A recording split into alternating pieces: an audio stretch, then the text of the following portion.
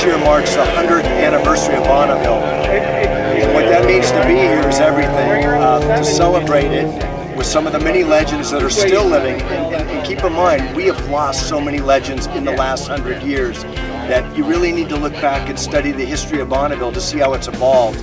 Because we wouldn't be here today if it wasn't for the pioneers of yesterday.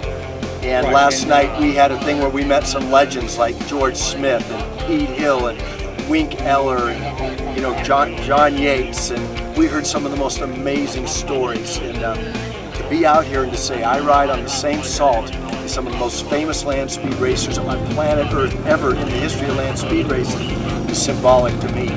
So everybody out there, we all have our goals, and when you come out here you'll notice that there's every kind of bike imaginable. And believe me, someone with a 50cc Honda, if they put their heart and soul in to make this thing run like a Swiss watch, it's every bit as important to them as it is for me to someday hit 200 miles an hour on an S&S V-twin. There's a lot of people out here with dreams, and they're all as important as the others, and there's every configuration imaginable. So all I can say is look into Bonneville, but be prepared. Look into Bonneville, but be prepared to get hooked, because you will be hooked. We're here at Bonneville Salt Flats, celebrating the 100th year of speed racing here at Bonneville. This year is kind of a special year for me. It's not only my 9th year here at Bonneville, but I'm able to celebrate it with my crew chief, Warner Riley, who's been here. This will be his 50th year coming here to the Salt. We've had some successful passes. We turned a new record. I've got my personal best now at 189.3 miles per hour. We're going to try and up that yet again today. I've got to give most of the credit to the S&S team with this outstanding 100 cubic inch super stock Sportster motor. I'm bound and determined to try and make this the fastest Sportster in the country for S&S. Many thanks to George Smith, the entire S&S team. These guys rock. We've been setting records since 1995.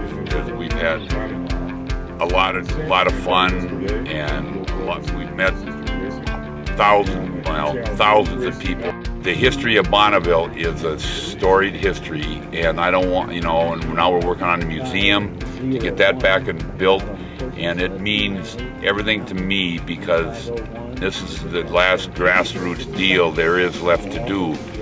And it costs money. I'm not saying it's free, but you don't have to be a millionaire to do it. And it's a wonderful place, and it's like we always say, it's a family reunion you want to go to. And we've got friends from all over the world, and we come here once a year, and we renew friendships, hug, and this and that, and it's a wonderful place.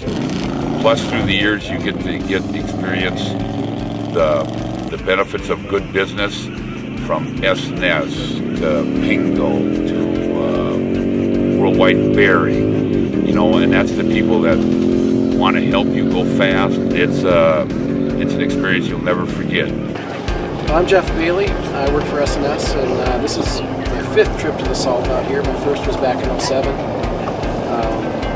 You know, it's really cool that people have been out here running for 100 years, and I remember my first time I came out here. The first time I got out here and looked around and remembered reading the stories about Mickey Thompson and all the guys that used to run back in the 60s is where I was reading at the time, and I thought it was pretty cool to be here. And you can feel the history, you can picture the old cars and the old bikes out here running. Well, the bike I'm riding this week is one I built back in 2010. I brought it out for the first time that year and ran it open. Did a lot of learning with it. It's got a 160 cubic inch S&S motor, with S&S fuel injection and all the good stuff. And that first year we were still learning quite a bit. Managed to get it up over 180, but knew it had a lot more in it. So it took me a couple more years, but I came back in 2012 with the fairing and more power and a better sorted package. And we struggled here at Bub a little bit that year, but I went back 2 weeks later to World of Speed and was able to set a record up over 200, which has been my goal for a long time. The best one-way speed was 207. So this week here in 2014, we're hoping to better that 207 is really the goal. Since then, we've made a lot of changes to the bike, lowered the seat, changed the fairing, and actually made the engine bigger. So at a 167 now. So hopefully, power doesn't seem to be the problem. It's just getting all the conditions right to go make a good run. So hopefully we're getting ready to do that here in